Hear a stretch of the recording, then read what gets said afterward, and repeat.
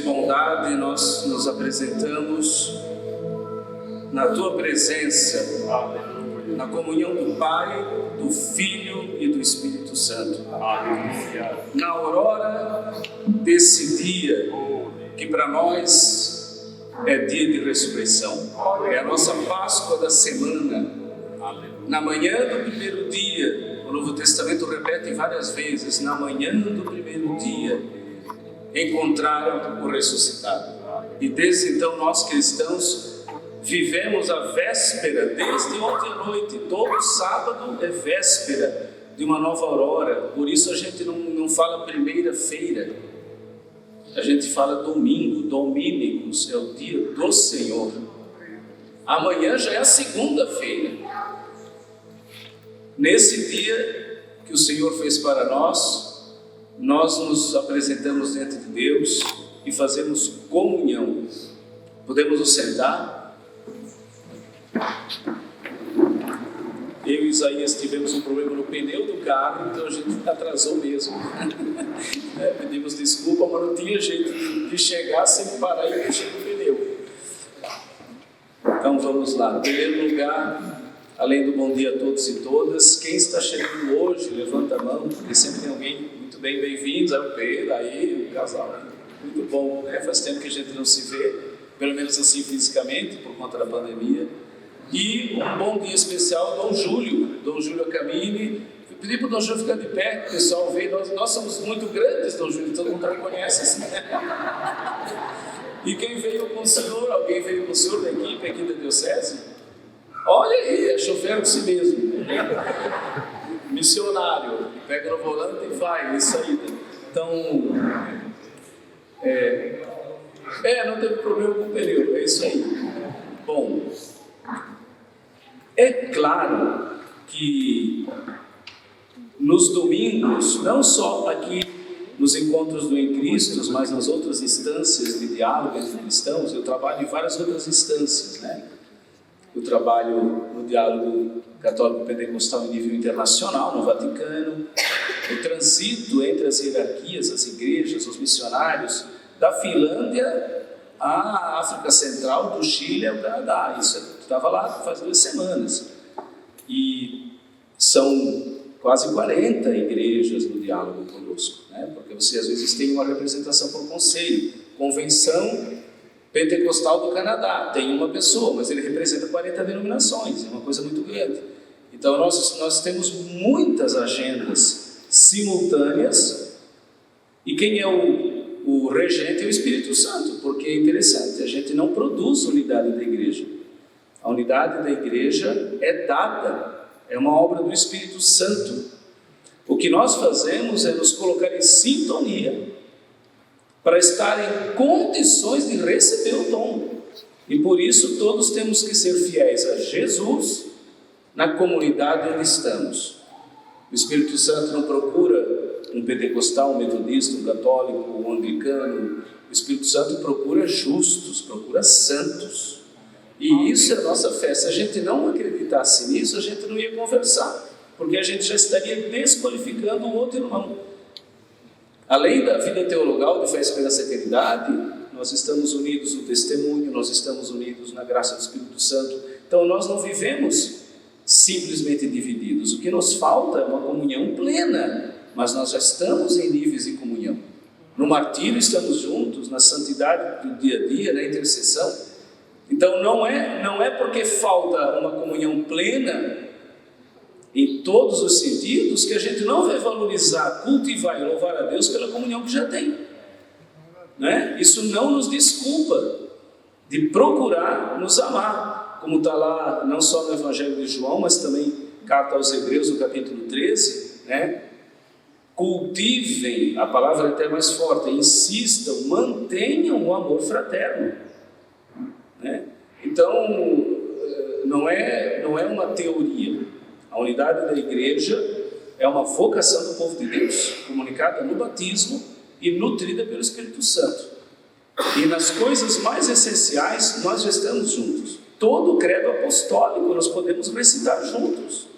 Agora, a unidade da igreja E o ministério de unidade, ele não acaba nessa instância, no diálogo teológico, ou no Em Cristos, né? Ou na casa de oração pela unidade, ou nas comissões, nos vários níveis. A gente tem que lembrar que a gente não é uma ilha, a gente é um dos nós de uma rede maior. Por isso, o que nós alimentamos nos encontros, formamos e levantamos aí, com a graça de Deus, ministérios de unidade, é para ir em missão. Onde a unidade acontece é onde a gente está, nas igrejas, nas comunidades. Não é saindo dali, né, que a gente vai fazer um remendo, um curativo. Não, é o corpo de Cristo. E aqui a gente está para formar, para louvar. E é por conta dessa busca de uma unidade que a gente já tem, mas não é ainda plena, né? É uma unidade no espírito, no testemunho, na fé, nos carismas, mas falta o quê? Falta a gente entrar naquele movimento da graça de Deus que restaura os corpos eclesiais. Então a gente tem algo a resolver na questão teológica, tem lá um grupo trabalhando com a graça de Deus. Puxa vida, quase 3.000 anos de cristianismo. Você acha que a gente não tem conteúdo suficiente para se resolver? Tem teologia suficiente? Tem competência? Tem 1.000 anos atrás de unidade plena com o Oriente e o Ocidente, com todos os grandes autores, Irineu de Lyon, Agostinho, os reformadores. Então a unidade não está demorando no sentido pleno por falta de teologia, queridos. Eu trabalho no diálogo teológico, só os documentos que a gente já resolveu de vários temas está passando. Se bem que eu sou baixinho, mas está passando da minha altura, né? Eu não consigo mais trazer na mala. O que falta é conversão, né? É nos colocar em sintonia para o Espírito fazer a obra. E aí, queridos, a conversão, ela é complicada, porque nós temos elementos que a complicam. Enquanto o Espírito Santo facilita, os nossos preconceitos complicam, nossas vaidades, o apego a títulos e a funções, né? Estruturas que a gente pode reformar, como até na Igreja Católica, que o Vaticano II foi um evento de reforma. Francisco de Assis foi um grande reformador, Bernardo de Claraval, o Papa João XXIII, né?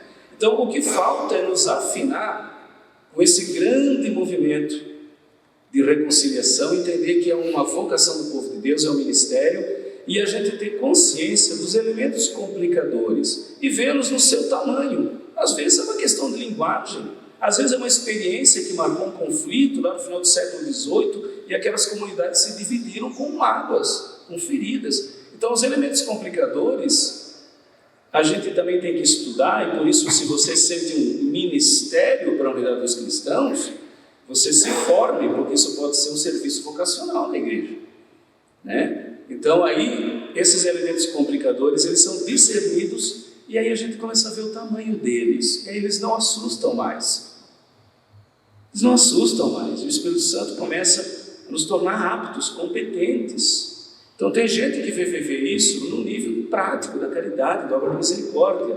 O outro vai viver isso porque ele tem uma vocação teológica, ele tem uma compreensão da história. Então o trabalho que eu faço, vários de vocês, o Rui, no campo dele, é um chamado. Tem gente que tem o chamado da intercessão, o outro para levantar missionários, o outro vai trabalhar, né, nas comunidades ecumênicas de vida, como tem as Irmãs Evangélicas de Maria, que não são a única, né? Nós temos Taizé, Grandchamp, além de Darmstadt, Chevetone, Wisdom nos Estados Unidos.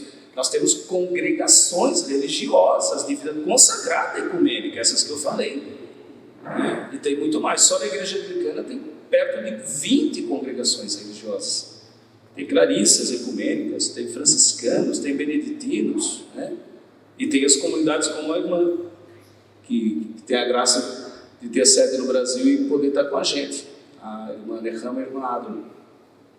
Por conta, queridos, desse caminho entre uma unidade espiritual, nos carismas, na fé, no testemunho, mas ainda falta, né, um passo de todo o corpo, nós, não só no Em Cristo, mas nas outras instâncias, a gente cuida muito em não promover unidade desavisadamente e dividindo mais, causando problema, causando escândalo, né?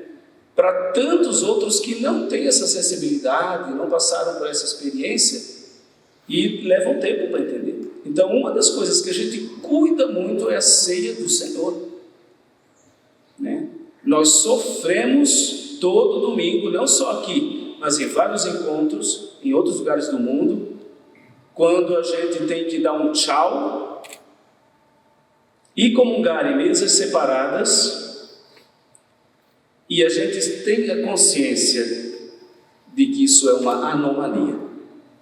Não é a vontade de Deus para nós, mas nós temos também a consciência de uma responsabilidade. Eu vou contar rapidinho uma história, um exemplo breve, e já vou aqui para um texto bíblico para a gente preparar as nossas mesas, né? Em 1941 para 42, em plena Segunda Guerra Mundial ainda, ali por 39 e 40, 3 pastores franceses, calvinistas, da igreja reformada tradicional de Calvino, sentiram um chamado à oração do deserto. Um nome deles me escapa, tem um nome que sempre me escapa, mas é o Roger Schultz, ou Rogério, se quiser em português, Roger Schultz, e Max Turian. Eles eram jovens, a faixa assim, chegando perto dos 30 anos. O Roger Schultz e Max Turian começaram um discernimento com um grupo de pastores de um chamado radical de Deus, e entenderam aquele tempo na Europa da Segunda Guerra Mundial como um tempo de deserto. Um tempo de deserto.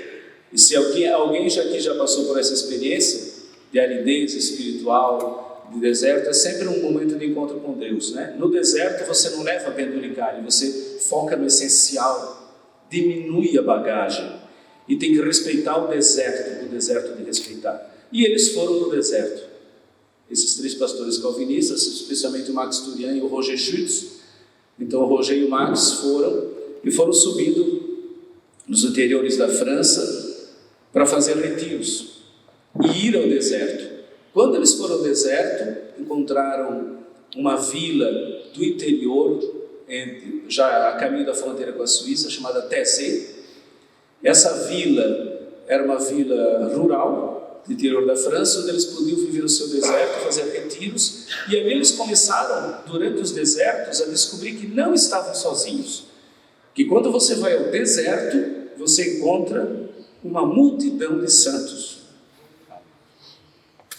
né? Todos os pais e mães da igreja, Macrina, né? Agostinho, Simeão, né? Bento, estão no deserto. Jesus está no deserto, os profetas estão no deserto. É um lugar escatológico.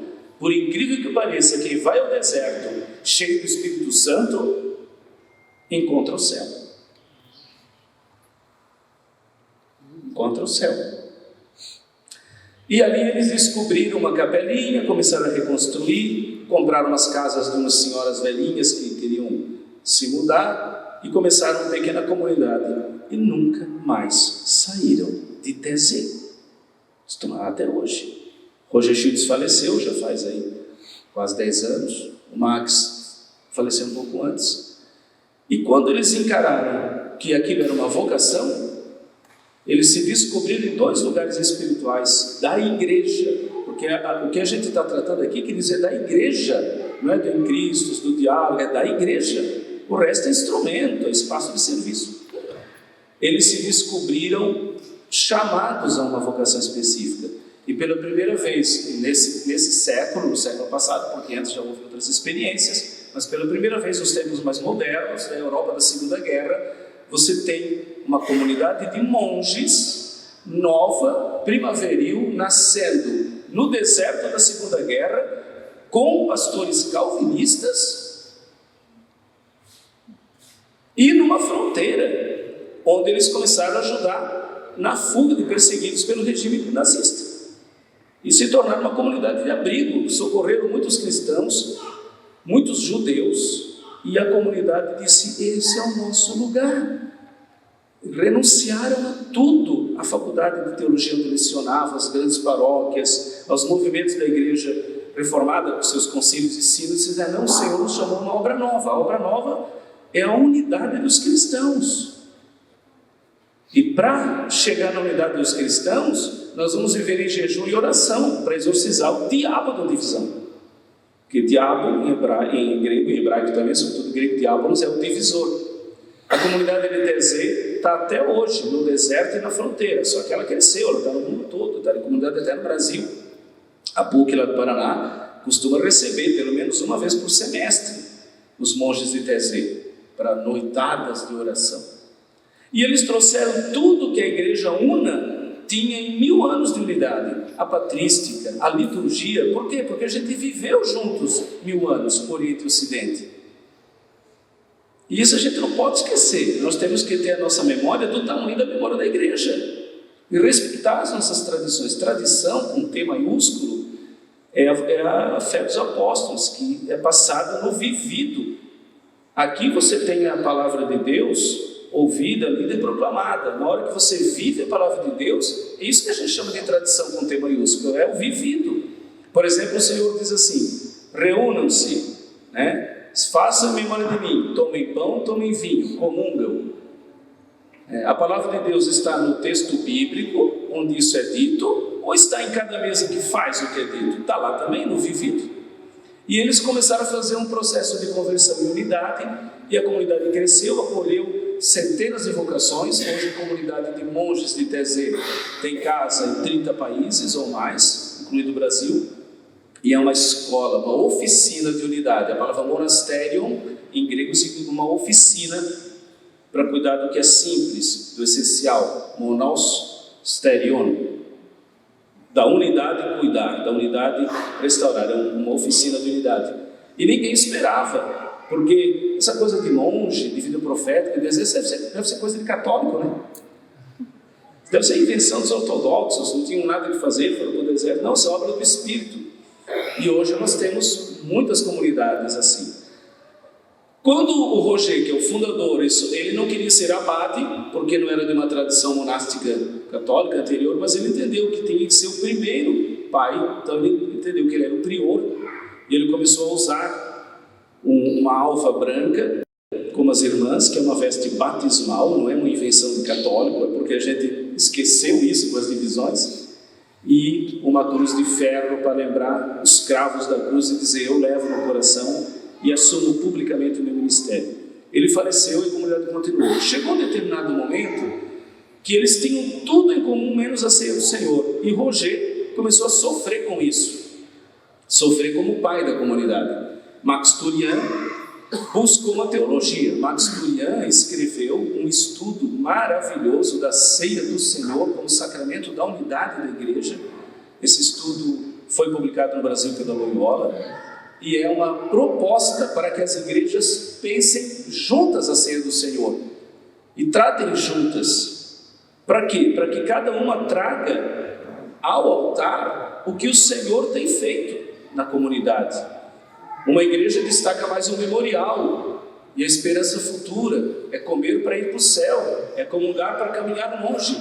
Outra igreja recorda a cruz. Então diz: o Senhor está vivo no pão e no vinho, mas Ele está vivo para se dar para sua esposa. É sempre oblação, porque quem ama se entrega. Então tem uma dimensão de sacrifício. Ninguém está crucificando Jesus de novo, não tem sangue, mas Ele disse que é corpo dado e sangue derramado. Então nós estamos aqui diante da doação do esposo. Ele quer lembrar para a igreja que no altar Ele está sempre se entregando. Essa é uma perspectiva muito querida para nós católicos. Mas nós aprendemos dos irmãos evangélicos que é também ceia de festa, celebração da Páscoa. Não é um funeral, é alegria, né? Então hoje, se as igrejas trazem a sua experiência da ceia, ela é festa da colheita, é memorial, é oblação do Senhor, é casamento da igreja com o Cordeiro, é núpcias, é banquete do reino, é festa da Páscoa. Todas essas dimensões são ceia do Senhor. E eu até digo, por mais que algumas doutrinas sejam completas, nas experiências das nossas igrejas, nós nunca esgotamos tudo o que Jesus nos promete na ceia. Está aqui o Dom Júlio, nós podemos contar, né, Dom Júlio? Todas as Eucaristias nós celebramos numa vida e não esgota o que a gente ganha do altar. Um passo importante é aprender como aprendeu o Roger Schultz e o Max Turian. O Max Turian pesquisou e ele sugeriu para as igrejas cristãs uma ordem de culto baseada em Hipólito de Roma, na Didaqué e no Novo Testamento. Essa ordem de culto é uma ordem completa da ceia do Senhor. Só que o Brasil tem um pé ainda nas colônias. Metade das nossas igrejas está com o pé amarrado nas caravelas, na tradição barroca, ibérica, no pensamento colonial, de ocupar território, de não repartir, de politizar posições religiosas e religiosizar posições políticas. Nós temos que pedir libertação dessa herança ruim. Isso não ajuda. A gente é um pouco mais do que isso, nós cristãos. Então, aqui no Brasil, nós ainda estamos 60 anos atrasados em receber o que o Espírito Santo está fazendo na unidade dos cristãos. E a gente tem que entender que é o nosso tempo, cada geração faz o seu melhor. Como igreja a gente percebe isso, sozinhos não. Você tem que ter um lugar, você tem que ter uma âncora de comunhão, que é só nesses momentos que você tem a memória da igreja, você tem a perspectiva do todo, né? A gente tem que ter a perspectiva do todo para saber qual é o tamanho e o lugar e a missão do nosso pequeno pedacinho desse grande mosaico. Por isso tem que se formar. Tem que ler, tem que buscar, tem que ter gosto pela igreja, gratidão. Mas o Max Turian então deixou essa herança linda, né? Muitas igrejas anglicanas têm a ordem de culto da ceia do Senhor, a oração eucarística do Max Turian no missal, no Common Prayer Book. Outras não têm. Eu tenho também, e qualquer comunidade católica poderia usar, porque a ordem, a sequência é da tradição da igreja antiga, com linguagem atual, bíblica, então é receptiva, né? Ela inclui as perspectivas da ceia das várias igrejas e educa. Mas na igreja católica, só algumas comunidades diocesanas têm a licença e usam oficialmente, porque não precisa forçar, né? Porque é uma coisa livre. Mas o Roger não ficou contente com a proposta, porque continuou sentindo a dor da divisão. E aí chega uma hora em que ele diz assim: eu posso continuar prior da comunidade, mas eu vou renunciar ao meu ministério pastoral. Pessoal, mas por quê? Porque como pai dessa comunidade, que é uma comunidade sinal, que vive um ensaio da unidade que Jesus quer para toda a igreja, a gente tem que sinalizar. Nós não vamos nos converter todos a católicos, nem todos a metodistas, nem todos a calvinistas. Nós vamos nos unir e nos converter a Jesus. E a diferença é que vamos fazer isso junto e não em igreja separada. E essa é a nossa profecia. Teve uma pressão. Então se vocês quiserem continuar em comunhão no altar, na Eucaristia, porque a Eucaristia é o que a gente faz na ceia. A gente faz ceia para agradecer a Deus e louvá-lo. Bem louvar, Eucaristia. Então tem vários nomes: ceia memorial, Páscoa de Jesus, ceia do Senhor. E a palavra missa é porque em latim vem de colheita, é a festa da colheita, a messe, né? A festa das colheitas, as primícias, que somos nós, a primeira colheita do reino nesse mundo. Então, tanto é que no missal romano tem assim: ordem da missa, isto é, ceia do Senhor, em latim. Ordo misse, cel, cena domini. Então os católicos também dizem, né, que é a ceia do Senhor. O Roger disse: eu vou renunciar ao meu ministério pastoral, porque eu não suporto presidir a ceia do Senhor sem ter todos os irmãos no mesmo altar. E é a única coisa em TZ que não se faz juntos. Um horário é a ceia do Senhor dos irmãos católicos e as comunidades que estão em comunhão, então ortodoxos, né, as comunidades anglicanas que entraram em comunhão canônica, né? E no mesmo altar, na mesma capela, num outro horário, com os mesmos elementos de pão e vinho, a ordem de culto dos irmãos protestantes, no mesmo altar, e eles estão juntos. Uns comungam, os outros cantam, exortam, louvam, depois inverte. E o Roger disse assim: eu até posso comungar na separação de mesa, porque no batismo estamos unidos, nos carismas estamos unidos, no martírio estamos unidos, na vida de fé, esperança e caridade estamos unidos, mas falta comer juntos. É uma anomalia. Mas o Roger então ele disse assim: eu até posso comungar, mas eu não suporto mais presidir a ceia, consagrar e não ver todos os meus irmãos.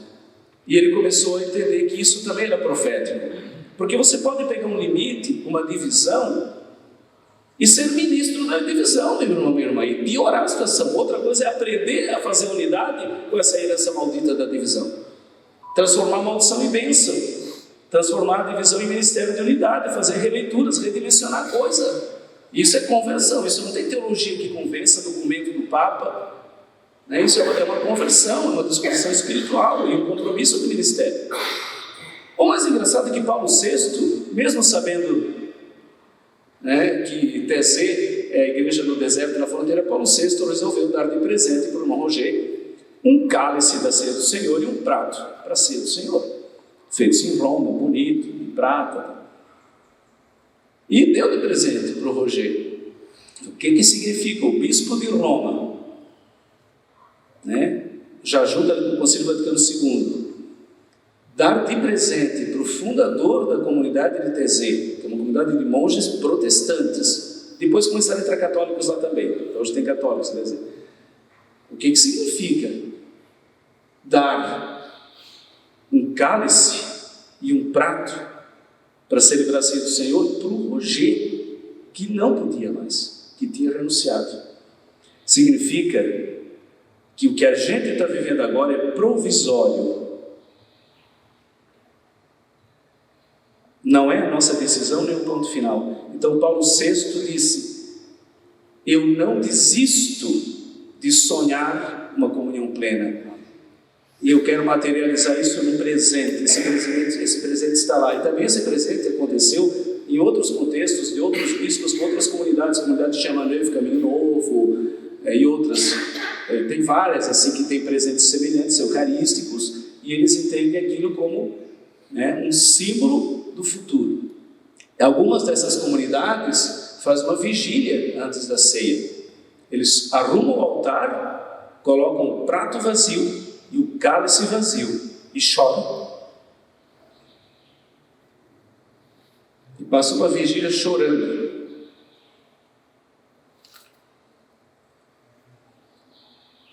Na madrugada, na aurora do dia seguinte, vão em silêncio para 2 salas, celebram e depois se abraçam. Deus é tão bom que Ele nos faz eucarísticos, mesmo sem comungar juntos. E talvez é isso que falta para as nossas igrejas: ser mais eucarística, mais comunhão, mais altar, mais oferta, mais oblação. E quando a gente estiver nesse ponto, o Senhor vai nos dar a plena unidade no altar, do que pensar que isso é só questão de história, linguagem e doutrina. Não é, porque se fosse só isso, 2000 anos a gente já teria resolvido, porque já tem bastante diálogo ecumênico. Faz umas 2 semanas atrás eu estava em Acre com as igrejas pentecostais do mundo inteiro, né? As pentecostais clássicas, o movimento Rhodes, essas mais grandes tradicionais. Nós estamos trabalhando 5 anos sobre fé, culto e vida, ou seja, meios de graça, ou seja, sacramentos. E nós tivemos um domingo todo de campo com a igreja do Pentecostes, as celebrações, e eu falei, aí a gente na van voltando, viajamos para Almina, que fica uma área onde os portugueses tinham um grande forte para a escravidão. Então a gente foi lá visitar, porque a história estava muito ligada à comunidade da África, e o diálogo desse ano católico pentecostal foi na África de propósito, foi encontrar a África. E na volta, na van, a gente disse assim: gente, nós estamos todos cansados, nós vamos chegar às 5 da tarde em Acre, mas é domingo, mas era o meu aniversário, inclusive, não vou esquecer, porque foi uma festança, mas é domingo, nós temos que trabalhar, porque terça a gente vai tomar o avião para o seu país de volta.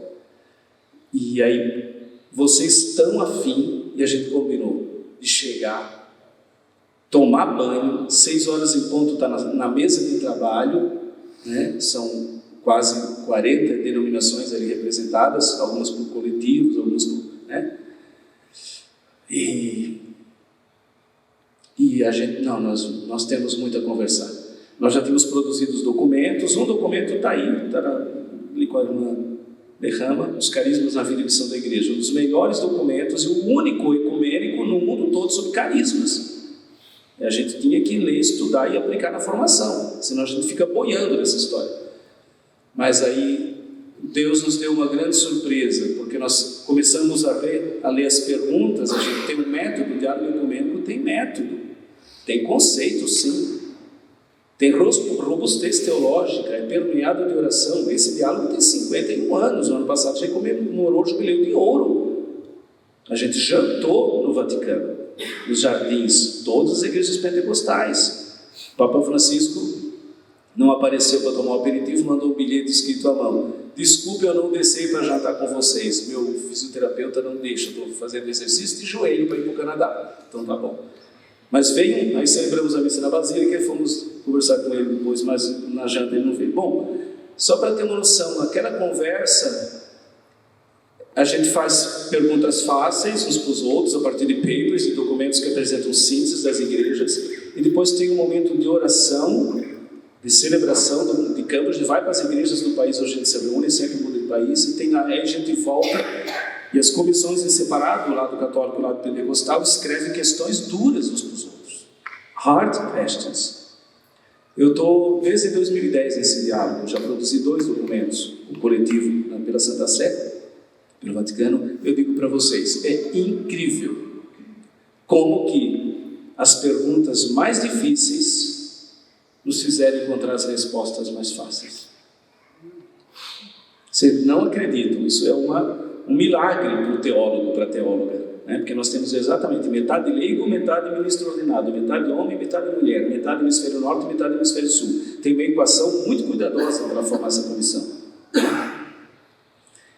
E eu me emocionei, porque as perguntas duras, né? Por que vocês católicos enfatizam tanto que a ceia do Senhor é sacrifício e oração, e parece que esquecem todas as outras dimensões? E nós para eles, por que vocês valorizam tanto os carismas e a ceia do Senhor, que no Novo Testamento é tão forte, e vocês fazem tão pouco? E parece às vezes uma dinâmica de grupo, põe ali de qualquer jeito. Para nós parece que falta, né, uma comunicação da graça, uma sacralidade. Quer dizer, perguntas que parecem duras porque representam a divisão, são perguntas vindas da divisão. Mas a intenção não é ofender, a intenção é permitir honestidade. Eu não estou ali sozinho, tenho que falar da história da minha igreja, e ele também. Então, quando você vai em oração responder, a gente lê junto, partilha, esclarece a pergunta. O que você está perguntando, meu irmão? E os pentecostais dessa vez deram metralhada, eles deram 16 perguntas para nós. Era para ser só 3, mas uma tinha A, B, C, D, outra B, C, D, F, G, e a última tinha 15, 8 A, B, C, D, F, G, H, J, Z. Isso é sacanagem. Eu falei, né? Desculpa, eu falei palavra feia, sacanagem. Mas só para os caras, sacanagem veio para mim, não catarinense não. E aí eu disse, gente, e nós com receio de botar ABC numa. Tudo isso é a conta da divisão. Se a gente tivesse começado a conversar antes, já teria resolvido. Esse é o problema, sempre se deixa para depois a unidade. E aí atrasa a vida do reino, atrasa a evangelização, cria falta de testemunho, e o mundo põe em descrédito a igreja. Mas aí, na hora de responder as perguntas difíceis, o bispo que nos acompanha, porque tem os bispos, tem os teólogos que fazem o trabalho argumentativo, mas quem coordena é o bispo Joseph Bombera, dos Estados Unidos. Ele disse assim: vamos fazer as respostas bem simples e cordiais. E aí, na hora de explicitar, a gente joga o detalhamento doutrinal, cita documento, para ganhar tempo. E nós estávamos cansados, e ninguém tinha jantado ainda. Quando voltou para a última etapa, no outro dia, era aquela coisa de agenda, ano que vem, onde é que vai ser, logística, temas, quem vai escrever os papers, em que língua, que continente, aquela grande, tamanho do mundo, grande, né? Aí eu disse, mas vamos ter que trabalhar hoje à noite. Gente, foi um dos momentos mais impactantes do diálogo ecumênico que eu vivi nos 30 anos. Uma conversa sincera, com a mais fina teologia, acompanhada de choro sobre a Eucaristia. Sobre a Eucaristia. Porque a gente sabia que ali estava tudo. Que enxergar junto e comungar estava tudo. E isso merece o nosso esforço eclesial, espiritual, teológico, porque é a vontade de Jesus. Nós não brincamos com a vontade de Jesus. Tomai Não, mas tem aí o sujeito: tomai todos vós e comei. Tomai todos vós. Ele não disse: organizem etiquetas, façam salas, separem as mesas. Não, todos. Esse, tanto em grego como em hebraico, não é nem só a comunidade presente, é todos os remidos, todos que a graça chamará. Hakol. Muitos, quer dizer, muitos, ou seja, os muitos além de Israel. Quem são os muitos além de Israel? Todos. Porque é por todos que ele dá vida. Isaías 53, Jesus inclui isso na narrativa da ceia, que não era do rito judaico da época, é uma perspectiva dele, ele se coloca no lugar do cordeiro. Então, por isso, nós fazemos como faz Tezê, Rancham, Chevetone, como fazem as irmãs muitas vezes. Nós celebramos a ceia como peregrinos. Nós não estamos lá atrás na pura divisão, no descaso uns com os outros, como se fosse simples, como lugar divididos, é assim mesmo, isso não faz diferença. Nós não estamos lá atrás, mas também nós ainda não estamos lá no ponto de chegada, em que a gente pode dar um passo de todo o corpo e dizer: vamos juntos. A gente está a meio caminho. Nesse meio caminho, a gente faz um jejum eucarístico, né? Como fazem essas comunidades que eu falei. Coloca lá a bandeja e o cálice vazios e intercede, e chora, e pede que esse dia chegue. Mas vai chegar com a nossa participação, porque a ceia é para nós. O Pai, Filho e Espírito Santo na glória eterna não precisam celebrar sacramento nenhum. A ceia é para nós. Então, Deus é tão bom que até na divisão Ele nos educa para a unidade. Até no jejum eucarístico Ele nos faz eucarísticos, para um dia comungar com gratidão e com vigor e com fruto, porque eu tenho certeza de que a unidade da igreja tem um caminho, e o caminho lá na frente não é uma festa, é o martírio. E por falta de disposição para o martírio é que a gente ainda não está junto. Tá? Porque se todos os cristãos dissessem: eu vou parar de servir a outros senhores, eu vou servir ao Senhor nessa comunidade, nós teríamos um impacto no mundo. Muitos de nós íamos derramar o sangue. E onde isso acontece, tem unidade plena, porque ninguém separa: vamos martirizar só os pentecostais, ou só os presbiterianos, ou só os católicos. Onde nós estamos tendo martírio no mundo, nos nossos tempos recentes, das grandes guerras, aí então, você vê todos os cristãos derramando sangue juntos, né? Então, nós queremos recordar, e já vou encerrando, duas passagens bíblicas muito simples, né?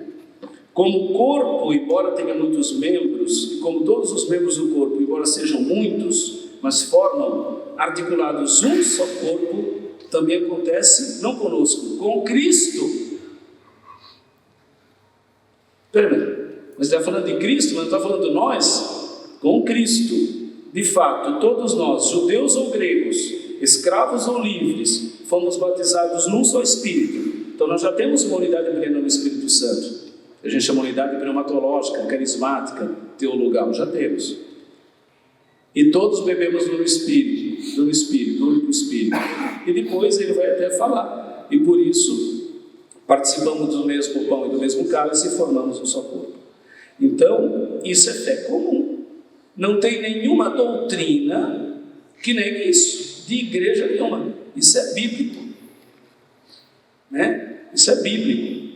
Você pode dar ênfases, é escatológica, é uma ceia futura, é banquete do reino, ou é mais a oblação do Senhor. Você pode ter um rito mais tradicional litúrgico, outro mais aberto, né? Mas essa base é bíblica, essa base é para nós. A ceia do Senhor é uma graça de Jesus, que, como está em João 13, ardia no coração, querendo comer a Páscoa com seus amigos. E nós somos os amigos do Senhor, nem só discípulos, nem só servos. Na mesa, Ele nos trata como amigos. Ele lava o nosso pé, para a nossa vergonha. Qual é a sujeira, a última sujeira que o Senhor vai lavar dos nossos pés? As nossas divisões. Mas o Espírito Santo nos adianta isso no coração. Se no rito ainda não se faz, no coração a gente já faz. Então a gente tem que ser eucarístico antes de tomar o pão juntos. cálice juntos. Como alguém, né, que sabe do bom que o banquete é, porque está com fome antes. Nós devemos pedir a graça do jejum eucarístico para reparar as divisões e nos educar para a unidade. A outra citação, que vem um pouco nessa sequência temática, digamos assim, é quando Paulo diz assim: examinem-se, para que ninguém comungue da própria condenação. Ou seja, a ceia do Senhor produz efeito. Qual é o efeito da ceia do Senhor? É a comunhão, porque ela é Cristo se entregando. Nele nós somos um. Então nós temos que nos examinar para estar em condições da ceia comunicar a nós a graça que Jesus quis quando a instituiu. Isso é importante. Nós podemos ter muitas ênfases e distinções de perspectiva, mas essas duas bases são comuns. A ceia é o encontro com Jesus no pão e no vinho. Ele é o altar, ele é a mesa, ele é quem preside, é o sumo sacerdote, e ele é o cordeiro, e ponto final. E nós estamos ali para comungar da vida dele, e por isso nós nos examinamos, porque comungar juntos significa ir juntos em missão, ir juntos ao martírio, fazer memória dele, testemunhá-lo e cuidar de abrir um lugarzinho para quem ainda não está ali. Que ela não é um banquetezinho prêmio, né? Ela é uma profecia.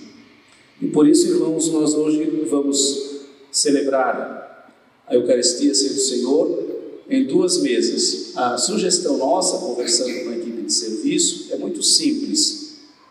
Duas coisas apenas: que os irmãos evangélicos, pentecostais, anglicanos, que forem celebrar juntos a ceia, nós católicos pedimos, antes da comunhão, rezem vocês por nós católicos. Peçam pela nossa santificação. Peçam pela nossa fidelidade.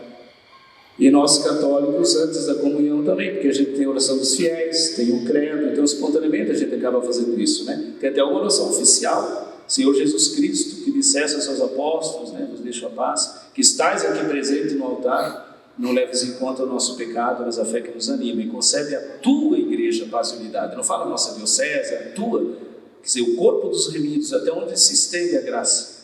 Então, embora a gente não se encontre no ato da mesa, em Jesus, isso vai promover a unidade, porque o mesmo Jesus estará nas duas. É só um Jesus, embora sejam duas mesas.